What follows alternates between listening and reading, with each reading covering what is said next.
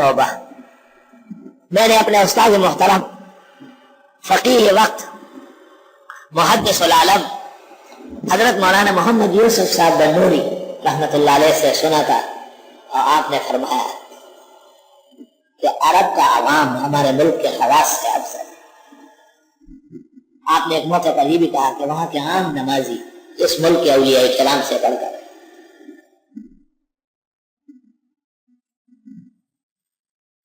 خدا کی قسم اگر میں ان کے فضائل پر کتاب لکھوں تو جلدے ہو جائے. ایسے ایسے واقعات میں نے ان کے دیکھے. الحمدللہ الحمدللہ.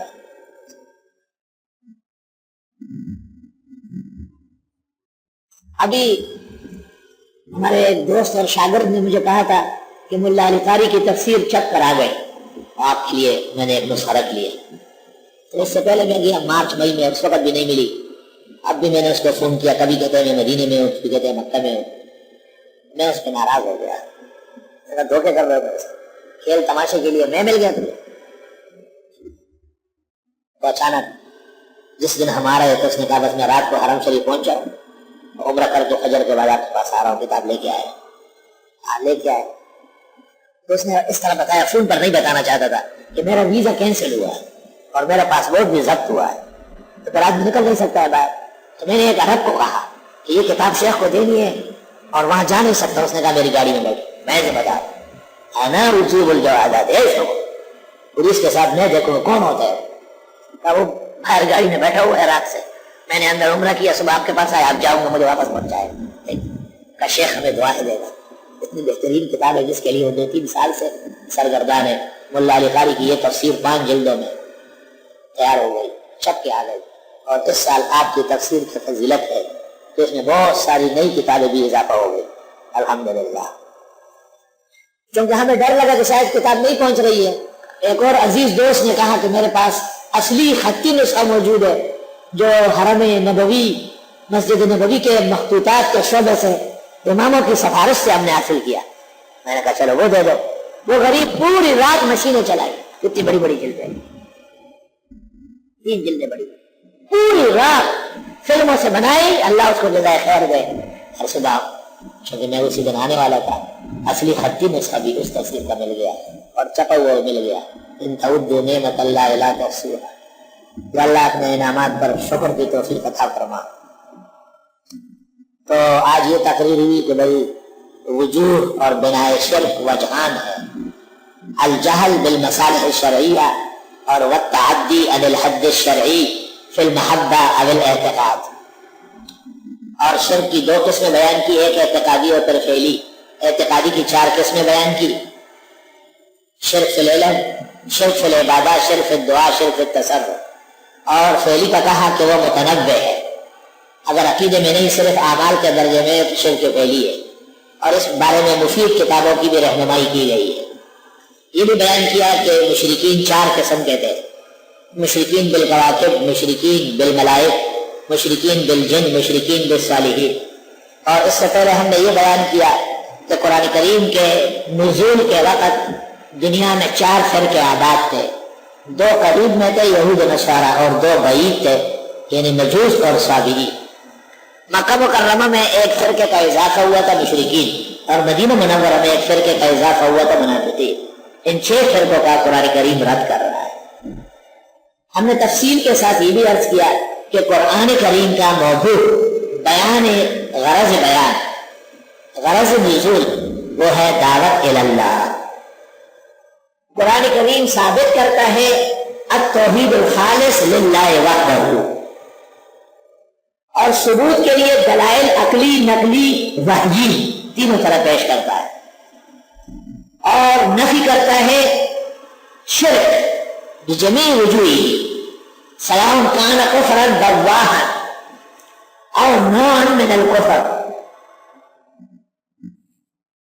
ہر طرح کے شرک اور کفر کے قرآن کریم نفی کر رہا ہے.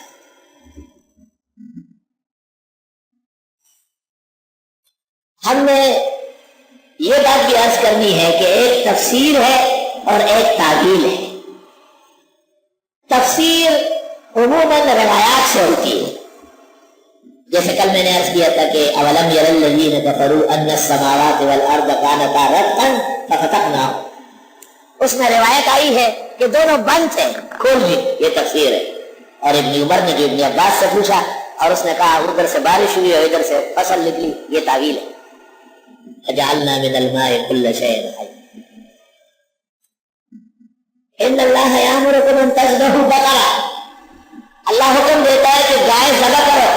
گائے، بیل، بھینس، بکرے 7 ہو جائے، مینڈے 7 ہو جائے گائے کے برابر، یہ تقریباً آیت کی تفسیر ہے. لیکن گائے ذبح کرو یعنی نفس خوشی کرو، گناہوں سے توبہ کرو، اپنی اصلاح بھی کرو، یہ تعویل ہے اور بہت ضروری ہے. تو کہتے ہیں توضیح الآیہ بالمنقول تفسیر و توضیح الآیہ بالمعقول تعویل. امام راغب نے کہا ہے صرف الآیت علی وجہہا، آیت کو جھوٹے تو برقرار رکھ کے وضاحت کرنا تفسیر، و صرف الآیت عن وجہہا تعویل. مثلا وما جعلناهم جسدا لا يأكلون الطعام وما كانوا خالدين، ہم نے ان کو ایسا جسم نہیں دیا تھا کہ کھائے پیے نہیں اور نہ ہمیشہ رہ سکتے. پتہ تو چل گیا نا کہ کھانے پینے سے زندگی بھی ہے اور کھانے پینے کی وجہ سے موت بھی ہے. اب اس کا حاصل آپ نکال رہے ہیں اور آپ کہتے ہیں چونکہ مارنا تھا اس لیے ہمیں کھانے پینے کا محتاج بنایا، یہ تعویل ہے، یہ آپ نے تعویل نکالی. اگر آپ روئے زمین کے خزانے خرچ کرے، ایسی محبت صحابہ کے دلوں میں نہیں ڈال سکتے جیسے پیغمبر میں نے آپ کے لیے ڈالا.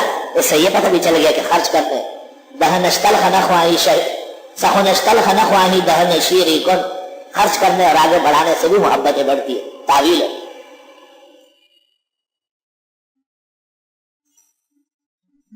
توضیح الآیت بالروایہ تفسیر و توضیح الآیت بالدرایہ تعویل، اور توضیح الآیہ بالمنقول تفسیر و توضیح الآیت بالمعقول تعویل. اور کبھی کبھی کہتے ہیں کہ صرف الآیہ علی وجہہا تفسیر و صرف الآیہ عن وجہہا، ظاہر سے ہٹا کر یہ تعویل. تفسیر اور تعویل دونوں پر کتابیں ہیں. مدارک حقیقت میں تعویل پر لکھی گئی، انوار التنزیل بیضاوی کی تعویلات پر لکھی گئی. کبھی اطلاق دونوں کا ایک دوسرے پر ہو جاتا ہے، ہوتی تعویل ہے اور تفسیر کہلاتی ہے، اور کبھی تفسیر ہوتی ہے اور تعویل کہلاتی ہے. وما يعلم تاويله الا الله والراسخون في العلم يقولون آمنا به كل من عند ربنا وما يذكر الا اولو الالباب ولا يأتونك بمثل الا جئناك بالحق واحسن تفسيرا.